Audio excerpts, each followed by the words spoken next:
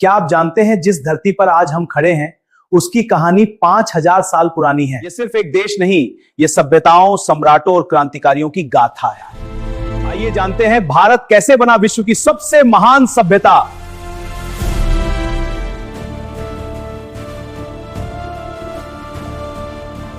भारत का इतिहास ये किसी महासागर से कम नहीं है, है ना? गहरा और बहुत विशाल। तो आज हम क्या करने वाले हैं? हम इसी महासागर में एक डुबकी लगाएंगे। ये समझने की कोशिश करेंगे कि हजारों सालों में ये जो आज का भारत है, इसकी नींव कैसे रखी गई, बिल्कुल एक एक पत्थर जोड़कर। तो सबसे बड़ा सवाल यही है कि आखिर एक देश, एक राष्ट्र बनता कैसे है? क्या ये सिर्फ जमीन का एक टुकड़ा है? नहीं, ये तो विचारों, अलग अलग संस्कृतियों और न जाने कितनी ही घटनाओं की एक लंबी कहानी है। तो चलिए भारत के केस में इस पूरी प्रोसेस को समझते हैं। और देखिए, भारत की कहानी कोई 100-200 साल पुरानी नहीं है। नहीं, हम बात कर रहे हैं पूरे 5000 साल की। और यही कंटिन्यूटी, यही निरंतरता इसे सबसे यूनिक बनाती है। तो ठीक है, शुरू करते हैं। चलते हैं सबसे पहले, सबसे पुराने बिल्डिंग ब्लॉक की तरफ। कहते हैं ना कि हर मजबूत इमारत की नींव बहुत गहरी होती है। बिल्कुल वैसे ही भारत की कहानी की नींव रखी उन प्राचीन सभ्यताओं ने, जिन्होंने अर्बन प्लानिंग और फिलॉसफिकल थिंकिंग, मतलब शहरी नियोजन और दार्शनिक सोच के, आप कह सकते हैं, पहले बीज बोए। तो ये शुरुआत कहाँ से होती है? ये होती है सिंधु घाटी सभ्यता से। हड़प्पा और मोहनजोदाड़ो जैसे शहरों के नाम तो सुने ही होंगे। ये शहर ही इस बात का सबूत हैं कि ये इस सब कॉन्टिनेंट की पहली बहुत ही महान और वेल ऑर्गेनाइज्ड अर्बन कल्चर थी। सोच कर ये हैरानी होती है ना कि आज से करीब करीब 5000 साल पहले कितने एडवांस्ड समाज यहाँ रहते थे। सोचिए, वेल प्लान्ड शहर, पक्की ईंटों के बने हुए घर और एक बेहतरीन ड्रेनेज सिस्टम। मतलब भारत की कहानी की शुरुआत ही कमाल की प्लानिंग और इंजीनियरिंग से हुई थी। अच्छा, सिंधु घाटी सभ्यता के बाद जो दौर आता है वो है वैदिक काल। इस दौर ने हमें वेद जैसे फाउंडेशनल टेक्स्ट्स दिए और साथ ही एक नई सोशल स्ट्रक्चर की भी शुरुआत हुई, जिसे वर्ण व्यवस्था कहा जाता है। यानी समाज को उनके काम के आधार पर अलग अलग ग्रुप्स में बांटा गया। और इस व्यवस्था ने इंडियन फिलॉसफी और समाज पर एक बहुत ही गहरी और लास्टिंग छाप छोड़ी। चलिए अब कहानी में आगे बढ़ते हैं और उस युग में चलते हैं जब छोटे छोटे राज्य बड़े बड़े साम्राज्यों में तब्दील होने लगे। ये एक ऐसा दौर था पॉलिटिकल यूनिफिकेशन का, राजनीतिक एकीकरण का, जहां पावरफुल डायनेस्टीज ने बहुत बड़े बड़े एम्पायर्स खड़े किए। तो ये बदलाव हुआ कैसे? देखिए, सबसे पहले तो 16 महाजनपद यानी कि बड़े बड़े राज्य बने। फिर आए चंद्रगुप्त मौर्य, जिन्होंने इन सबको एक साथ लाकर एक विशाल मौर्य साम्राज्य की नींव रखी। और फिर सदियों बाद एंट्री होती है गुप्त साम्राज्य की, जिसने एक नए स्वर्ण युग की शुरुआत की। और जब मौर्य साम्राज्य की बात हो तो सम्राट अशोक का जिक्र तो करना ही होगा। कलिंग की लड़ाई में जो हुआ, उसे देखने के बाद उन्होंने हिंसा का रास्ता छोड़ दिया।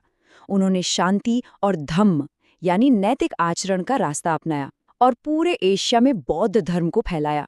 और उनका ये असर आज भी देखा जा सकता है।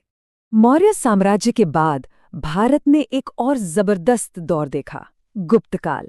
इसे अक्सर इंडिया का गोल्डन एज या स्वर्ण युग कहा जाता है। पर सवाल ये है कि ऐसा क्यों कहते हैं? सिंपल है, क्योंकि ये वो समय था जब ज्ञान, विज्ञान और कल्चर अपने चरम पर थे, अपने पीक पर थे। इसी दौर में हमें मिले आर्यभट्ट जैसे महान गणितज्ञ और खगोल शास्त्री, जिन्होंने दुनिया को जीरो का कॉन्सेप्ट समझने में मदद की। और दूसरी तरफ कालिदास जैसे कवियों ने लिटरेचर यानी साहित्य को एक अलग ही लेवल पर पहुंचा दिया।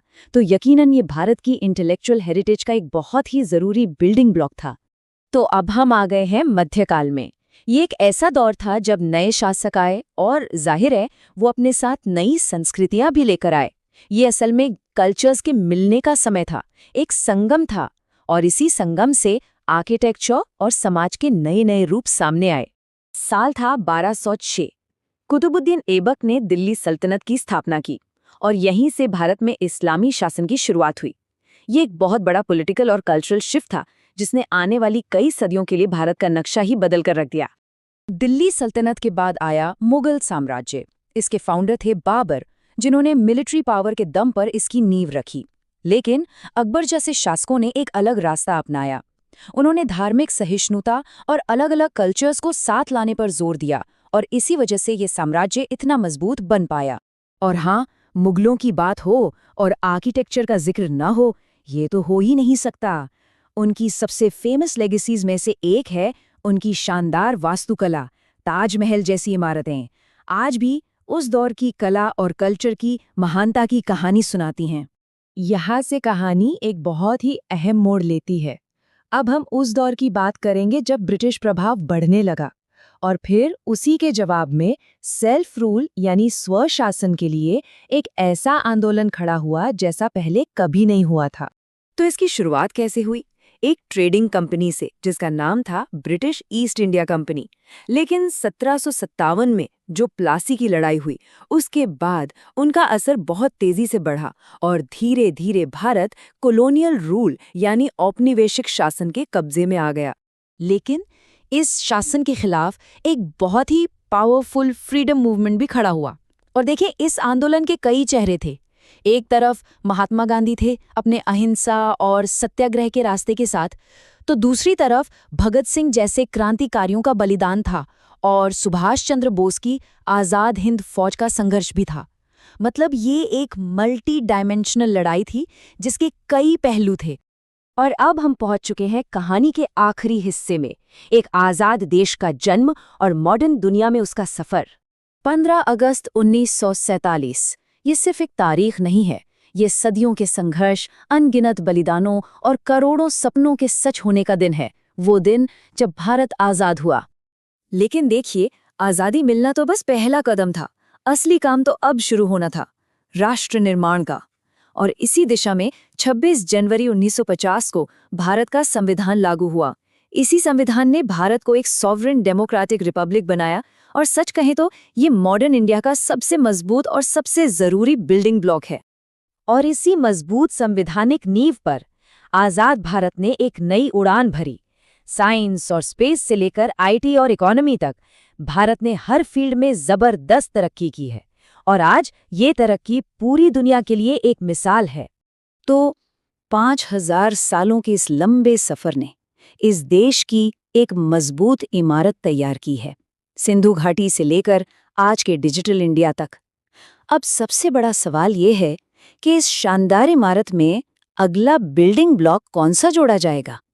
खैर, इसका जवाब तो आने वाला वक्त ही देगा।